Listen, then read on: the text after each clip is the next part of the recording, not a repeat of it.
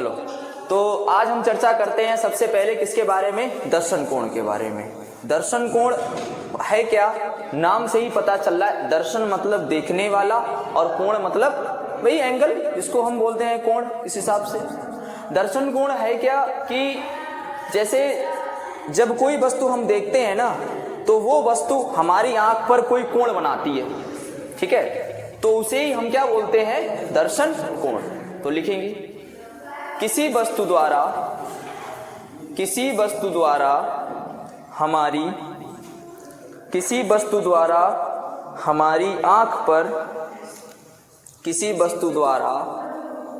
हमारी आंख पर बनाए गए कोण को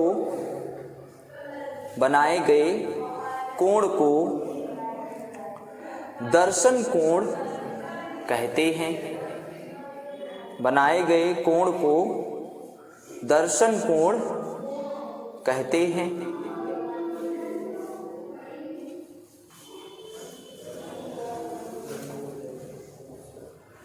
किसी वस्तु का आकार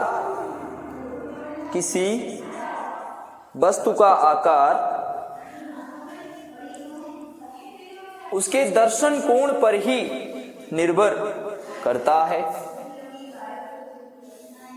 किसी वस्तु का आकार उसके दर्शन कोण पर निर्भर करता है। किसी वस्तु का आकार उसके दर्शन कोण पर निर्भर करता है। अब हम क्या करते हैं कि कोई वस्तु है, तो वो वस्तु जो है हमको छोटी या बड़ी दिखाई पड़ रही है, तो ये सब किसके ऊपर निर्भर कर रहा है? दर्शन कोण के ऊपर। वो वस्तु छोटी बड़ी नहीं हो रही है। सर क्या मजाक कर रहे हो? अरे भैया सत्य बात है, ये देख लो, ये तुम्हें दिख रहा है यहाँ पे चित्र, ये हमारी क्या है? आंख। ये क्या है? आंख। और ये है इधर वाला सिस्टम क्या है? रेटिना। तुम ये जानते हो कि हमारी आंख पर ही हमारे आंख का ही एक भाग होता है जिसको हम बोलते हैं रेटिना या दृष्टिपटल। जितने भी प्रतिबिंब बनते हैं वो सब हमारे कहाँ बनते हैं? रेटिना पर। रेटिना पर ही उसका वास्तविक और उल्टा प्रतिबिंब बनता है, जिस कारण वो वस्तु हमको कैसी दिखाई पड़ती है? सीधी, है ना। ये हमने अच्छे से एक्सप्लेन भी किया था। तो ये प्राकृतिक द्विउत्तल लेंस है जो हमारे उसमें कहाँ होता है? आंख में लगा होता है, जो किसके सहायता से टिका रहता है? पक्षमाभि मांसपेशियों के द्वारा। अच्छा, इससे पहले भी हमने आपको समंजन क्षमता बताई थी। समंजन क्षमता क्या थी कि जैसे मान लो अब हम कभी दूर देख रहे हैं, कभी हम पास देख रहे हैं, कभी हम नॉर्मल देख रहे हैं। तो जैसे ही मान लो मुझे दूर का देखना है, तो एकदम से अभी जैसे मान लो सामने वो प्लीज लिखा हुआ है, अभी मेरे को नहीं दिख रहा है, लेकिन हम ध्यान से उसको देख रहे हैं तो वो प्लीज हमको दिखने लग जाता है। तो ध्यान से देखने का मतलब ये है कि जो मांसपेशियां है ना, ये मांसपेशियां इस लेंस पर डालती हैं दबाव। मांसपेशियां जब इस लेंस पर दबाव डालती हैं तो ये लेंस जो होता है वो फोकस दूरी को बदल देता है। फोकस दूरी बदलने से जो प्रतिबिंब है वो कैसा बनने लग जाता है? अलग अलग जगह पे अलग अलग बनने लग जाता है। इस कारण वो वस्तु हमको कैसी दिखाई पड़ने लगती है? स्पष्ट। अब मुझे पास का देखना है तो भी मेरे को दबाव पड़ेगा, लेंस पर दबाव डालेंगे तो ही वो तुरंत फोकस दूरी बदल देगा, और फोकस दूरी बदल देगा तो उसका प्रतिबिंब हमको दिखने लग जाएगा। यही क्षमता मांसपेशियों द्वारा लेंस पर डाला गया दबाव, जिसके कारण जो ये लेंस है वो क्या करता है? अलग अलग प्रतिबिंब बनाता है। इसको हम क्या बोलते हैं? आंख की समंजन क्षमता। अब जैसे जैसे एज बढ़ती चली जाती है, जैसे जैसे उस हिसाब से क्या होता है? मांसपेशियां कमजोर होती चली जाती हैं। अब मांसपेशियां जब कमजोर हो जाती हैं तो उसमें उतना लचीलापन नहीं हो पाता है ना, तो वो इस नेत्र पर दबाव क्या कम डाल पाती हैं। इस वजह से हमें कभी दूर का नहीं दिखता है और कभी पास का, जिसको हमें पता है क्या बोलते हैं? जरा दूर दर्शिता, है ना। वो लगभग अमूमन सभी में हो सकता है। इस तरीके से तुम्हारे दादा बाबा को नहीं हो जाता है दूर को, लौड़ा है ना दिखत नहीं, चश्मा वश्मा आ जाता है, तुम उसको लगाते हो चश्मा, कैसा लगता है वो चश्मा? ऐसा करके लगता है, नहीं लगता है? अरे कल उसको पढ़ाया था हमने, ऐसे करके चश्मा होता है। ऊपर वाला जो होता है वो कौन सा होता है तुम्हारा? अवतल होता है क्या? और नीचे वाला कौन सा होता है? उत्तल। ये तो हमने बताया था आपको, है ना। और इसी को हम बोलते हैं द्विफोकसी लेंस, है ना, इस तरीके से। चलो, ये तो समंजन क्षमता की बात हो गई। अब हम दर्शन कोण के बारे में समझ में आया? किसी वस्तु द्वारा हमारी आंख पर जो बनाया गया कोण है उसी कोण को हम बोलते हैं दर्शन कोण। अब देख लो, ये वस्तु एक AB है, ये दो वस्तु नहीं है, ये एक ही वस्तु है।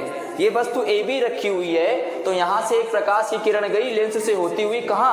D पे, तो उसने प्रतिबिंब कौन सा बनाया? CD। यानी AB वस्तु का प्रतिबिंब कहां बना? आके CD पर बन गया। अब उस वस्तु को तुमने क्या किया? उठा के थोड़ा पास में रख लिया। कौन सी पोजीशन पर? A1 B1 पे। वही वस्तु है AB वाली, बस तुमने उसकी पोजीशन को क्या कर दिया? चेंज, और थोड़ा कर लिया पास, और पास में फिर दोबारा से ये लाइन गई तो उसका प्रतिबिंब कौन सा बना? CD1। अब मुझे ये बताओ, CD बड़ी है कि CD1? CD1 बड़ी है कि नहीं बड़ी है? इसका मतलब ये हो गया है कि अब पहले की अपेक्षा अब वाला प्रतिबिंब कैसा हो गया? बड़ा। अब आप कहोगे क्या कि sir CD1 is greater than CD? बोलो, CD1 is greater than CD। मतलब ये वाला प्रतिबिंब जो है बड़ा वाला, वो बड़ा हो गया, मतलब बाद वाला प्रतिबिंब बड़ा है और उसके पहले वाला प्रतिबिंब छोटा। ये तभी तो हुआ जब आपने वस्तु को कहां रखा? पास में। इसका मतलब ये हो गया है वस्तु तो उतनी बड़ी है कि ऐसा थोड़ी ना तुमने किया है कि ये चौक है, मान लीजिए ये चौक, इसको तुमने छोटा कर दिया हो, चौक तो उतनी बड़ी रहेगी, लेकिन फिर भी उसका प्रतिबिंब देखो बड़ा या छोटा बन रहा नहीं बन रहा। ये डिपेंड कर रहा है किस पर? कोण पर। किस पर डिपेंड कर रहा है? कोण। और यही कोण तुम्हारा क्या है? दर्शन कोण। पहले जो कोण बना था वो कौन सा बना था? अल्फा, और अब कौन सा कोण बना है? बीटा। इसमें बड़ा वाला कोण कौन सा है? बीटा। पहले कोण बना था अल्फा, अब बना है बीटा। ठीक है, तो यहां पर कहने का मतलब ये है कि जितना बड़ा दर्शन कोण होगा वो वस्तु हमको उतनी ही बड़ी दिखाई देगी, और जितना छोटा उसका दर्शन कोण होगा वो वस्तु हमको उतनी ही छोटी दिखाई देगी। या हम ऐसे भी बोल सकते हैं कि किसी वस्तु का जो दर्शन कोण है, किसी वस्तु का जो दर्शन कोण है वो अनुक्रमानुपाती होगा प्रतिबिंब के आकार के। प्रतिबिंब के, ये किसी किताब में नहीं लिखा है, बस हमने ऐसे समझा दिया है तुम्हें। ठीक है, कि जैसे जैसे इस दर्शन कोण के मान को आप बढ़ाओगे उसके प्रतिबिंब का आकार भी बढ़ता जाएगा, और अगर आपने इस दर्शन कोण को कम कर दिया तो उसके प्रतिबिंब का आकार भी क्या हो जाएगा? कम हो जाएगा। अभी इतनी बात समझे कि नहीं समझे? ठीक है, चलो छापो फटक से चित्र।